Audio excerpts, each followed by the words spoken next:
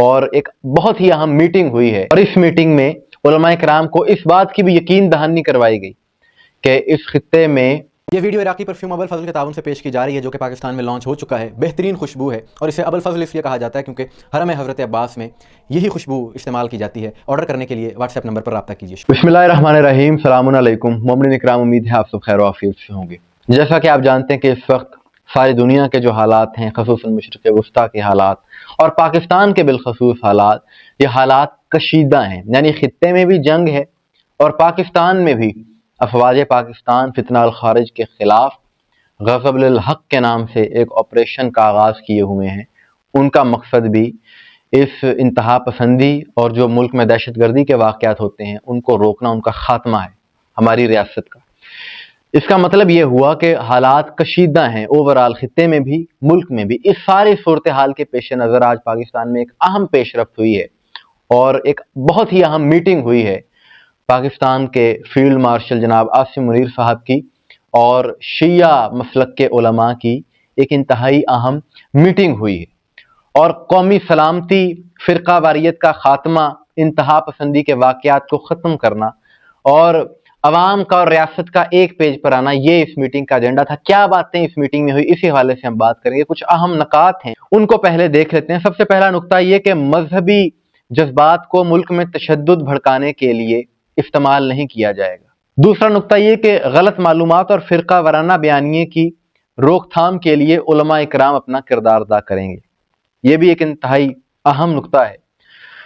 اس کے بعد کہ پاکستان میں تشدد کی اجازت نہیں دی جائے گی، اور چوتھا اور سب سے اہم نقطہ یہ کہ کسی دوسرے ملک میں ہونے والے واقعات کی بنیاد پر پاکستان میں تشدد کی اجازت نہیں دی جائے گی۔ علماء اکرام نے شرکت کی اور ملکی سالمیت کے لیے، پاکستان کی سلامتی کے لیے پاک افواج کا، ریاست پاکستان کا بھرپور ساتھ دینے کی یقین دہانی کروائی۔ اور اس میٹنگ کا مقصد دنیا کو یہ پیغام دینا ہے کہ علماء کرام جو کہ قوم کے نمائندے ہیں، عوام کے نمائندے ہیں، وہ اور ریاست پاکستان ایک پیج پر ہے۔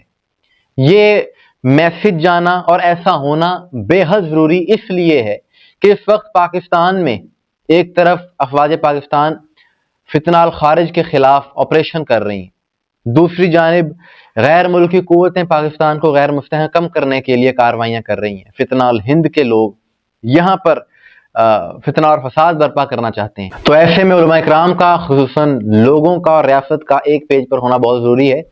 اور سب سے بڑی بات یہ ہے کہ جو کہا گیا کہ جی انتہا پسندی کی، شدت پسندی کی، تشدد کی اجازت نہیں دی جائے گی، تو حسینی تو ویسے ہی پرامن ہیں، محب وطن ہیں، اور اس چیز کی تاریخ گواہ ہے۔ احتجاج کرنے کا جو طریقہ حسینیوں کو آتا ہے وہ کسی کو نہیں آتا، اور اس کی ایک بہت بڑی مثال یہ کہ آج سے کچھ سال پہلے ایک مذہبی جماعت کالا دم اس وقت جو کہ ہے، جس پر پابندی بھی ہے، انہوں نے احتجاج کیا، دھرنا دیا اسلام آباد میں۔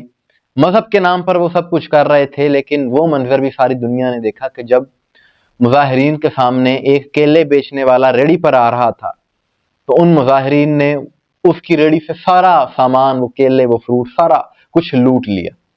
یعنی یہ سب نے دیکھا تھا یہ منظر، توڑ پھوڑ کی، جلاؤ گھیراؤ کیا، لیکن اس کے برعکس یہ مناظر ہر سال ساری دنیا دیکھتی ہے۔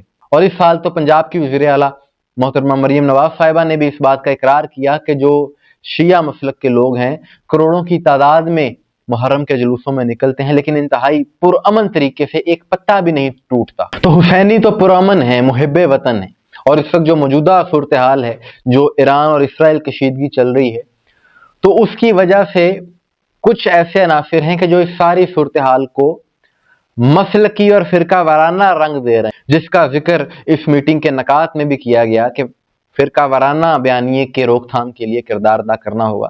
تو وہ کردار لازمی ادا ہونا چاہیے، اور ایسے عناصر کہ جو مسلکی تعصب کی بنیاد پر کسی ایک مسلک کے خلاف بات کر رہے ہیں اور اسلام کی نمائندگی کرنے والے وہ علماء کرام کہ جن کے لیے پورے عالم اسلام کے دل میں محبت ہے، جب کچھ عناصر مسلکی بنیادوں پر ان کی توہین کرتے ہیں تو اس سے بھی ملک میں فرقہ واریت پھیلتی ہے۔ ایسے عناصر کے خلاف ریاست پاکستان کارروائی کر بھی رہی ہے، مزید کرنی چاہیے۔ اور اس میٹنگ میں علماء کرام کو اس بات کی بھی یقین دہانی کروائی گئی کہ اس خطے میں کشیدگی کو کم کرنے کے لیے پاکستان اپنا بھرپور کردار ادا کر رہا ہے اور کرے گا۔